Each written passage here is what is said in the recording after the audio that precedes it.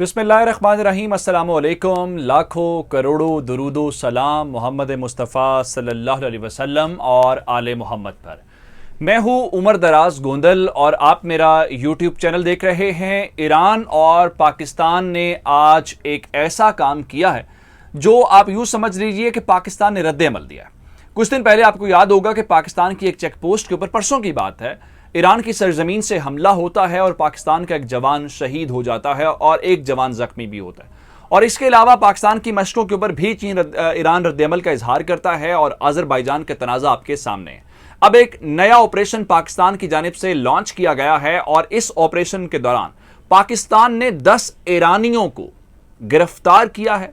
इन ईरानियों से जो डॉक्यूमेंट्स बरामद किए गए हैं वो बहुत सारे एजेंडे के ऊपर सवाल उठाते हैं कि जब उनके पास अपने लीगल डॉक्यूमेंट्स मौजूद थे तो पाकिस्तान के जाली दस्तावेजात उनसे क्यों बरामद हुई हैं, इसके पीछे क्या मकसद था, जिसके बाद इनको गिरफ्तार कर लिया गया।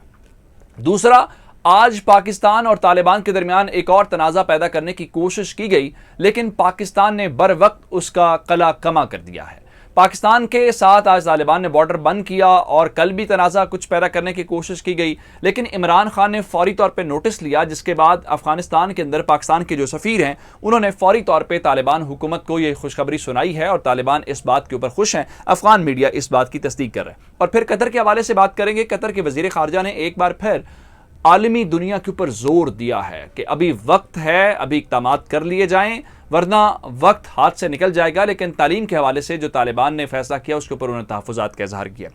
ईरान के एटमी प्रोग्राम को लेके उनके वियना के अंदर बातचीत होती रही, लेकिन वो कोई प्रोडक्टिव साबित नहीं हुई थी। अब मामला चीन के हाथ में आ गया है और यूरोप इस मामले के अंदर चीन से मदद मांगने लगा है। देखिए अब चीन इसके अंदर क्या किरदार अदा करता है। ये तमाम खबरें तफसील के साथ मैं आपकी खिदमत में पेश करने वाला हूँ। लेकिन अगर आपने अभी तक हमारा चैनल सब्सक्राइब नहीं किया और आप चाहते हैं कि आपको मुस्तनद और बर वक्त खबरें मिलती रहें तो हमारा चैनल सब्सक्राइब कर लीजिए, बेल आइकन के ऊपर क्लिक कर लीजिए ताकि हमारी आइंदा आने वाली वीडियोस बर वक्त आप तक पहुंचते रहें। पाकिस्तान का एक जवान शहीद होता है और जो जवान शहीद होता है उसके ऊपर हमला ईरान की सरजमीन से होता है। उसके बाद पाक फौज का एलामिया आता है और पाकिस्तान की फौज कहती है कि जो ईरान की कंसर्न अथॉरिटीज हैं उनके नोटिस में यह मामला लाया गया है और उनको यह कहा गया है कि इसके ऊपर एक्शन होना चाहिए। एक्शन नहीं होगा तो हम ये समझेंगे कि ईरान की हुकूमत इसके साथ है। दूसरी जानिब पाकिस्तान के अजरबैजान के साथ बहुत अच्छे ताल्लुकात हैं और पाकिस्तान जो है अजरबैजान का निगानो कारोबार के तनाज़े के ऊपर उनकी हिमायत करता रहा है। ईरान को इस मामले के ऊपर तनाज़ा पैदा करने की उधर भी कोशिश कर रहा है और इस वक्त ईरान की जो फौज है वो अजरबैजान के बॉर्डर के ऊपर मौजूद है और ये खबर हम आपको बता चुके हैं। लेकिन इस सारी सूरत हाल के दौरान पाकिस्तान खामोश नहीं बैठ सकता, क्योंकि अगर आप हमारे फौजियों के ऊपर, हमारे जवानों के ऊपर हमले करेंगे तो उसका ज़ाहिरी तौर पे एक रद्द-ए-अमल सामने आएगा। पाकिस्तान ने एक ऑपरेशन लॉन्च किया है और कराची के अंदर हमारी जो फेडरल इन्वेस्टिगेशन एजेंसी FIA है उसने 10 ईरानियों को गिरफ्तार कर लिया है। 10 ईरानी गिरफ्तार होना शायद एक तो गैर मामूली बात है कि इतनी बड़ी तादाद किसी दूसरे मुल्क के शहरियों के गिरफ्तार हो जाना, फिर पाकिस्तान के अंदर उनको गिरफ्तार किया गया और जिस बुनियाद के ऊपर गिरफ्तार किया गया है वो इससे ज़्यादा अलार्मिंग है। वो अलार्मिंग इस तरीके से है कि ये जो ईरानी थे इनके पास पाकिस्तान के जाली शनाख्ती कार्ड बरामद हुए हैं जो इन्होंने इल्लीगल ज़राए इस्तेमाल करते हुए बनवाए हैं। चलिए हम ये मान लेते हैं कि ये कहेंगे जी पाकिस्तान के इदारों ने हमें ये जारी किए हैं। बुनियादी सवाल ये है कि आपके पास जब आपके ईरान के लीगल डॉक्यूमेंट मौजूद हैं, सफरी दस्तावेजात आपके पास मौजूद हैं, तो आपको पाकिस्तान के शनाख्ती कार्ड बनवाने की, गैर कानूनी तरीके से बनवाने की क्या ज़रूरत पेश आई, जिसके ऊपर बहुत सारे सवालात हैं कि क्या पाकिस्तान को बदनाम करने का इंडियंस के साथ मिलकर कुछ मामला है या कोई ऐसा तनाज़ा आए जहाँ पे किसी को धरना हो तो कहा जाए तो पाकिस्तानी है, ये रिकॉर्ड देखे, इसके पास शनाख्ती कार्ड बरामद हो गया। लेकिन अल्हम्दुलिल्लाह हमारे कानून नाफिज करने वाले इदारों ने बर वक्त कार्रवाई की है और इस तमाम तर चाल को नाकाम बनाते हुए इन 10 ईरानियों को अब बाकायदा तौर पर अरेस्ट कर लिया गया है और FIA कराची ने कार्रवाई करते हुए इस बात की तस्दीक कर दी है और उनकी जो शनाख्त है वो भी जाहिर कर दी गई है। अब चलते हैं ईरान के बाद अफगानिस्तान के मामले के ऊपर। जो पाकिस्तान और तालिबान के ताल्लुकात हैं वो जिस तरीके से हैं, बहुत सारे ममालिक की, बहुत सारी ताकतों बिलखुसूस इंडिया की और बहुत सारी कोशिश ये है कि इनके दरमियान कोई गलत फहमी हो, कोई दरार डाली जाए, कोई फूट डाली जाए ताकि हमारी एंट्री हो सके।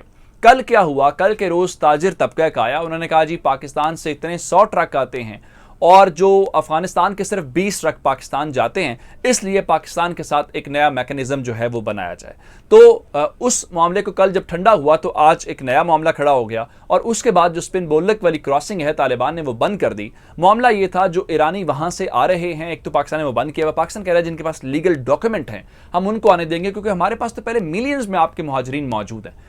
और इस मामले के ऊपर जब तनाज़ा थोड़ा सा बढ़ा तो तालिबान ने बराह रास्त इमरान खान से रिक्वेस्ट की कि वो इस मामले के अंदर मुदाखलत करें, ताकि ये जो मामला है ये हल होता हुआ नजर आना चाहिए।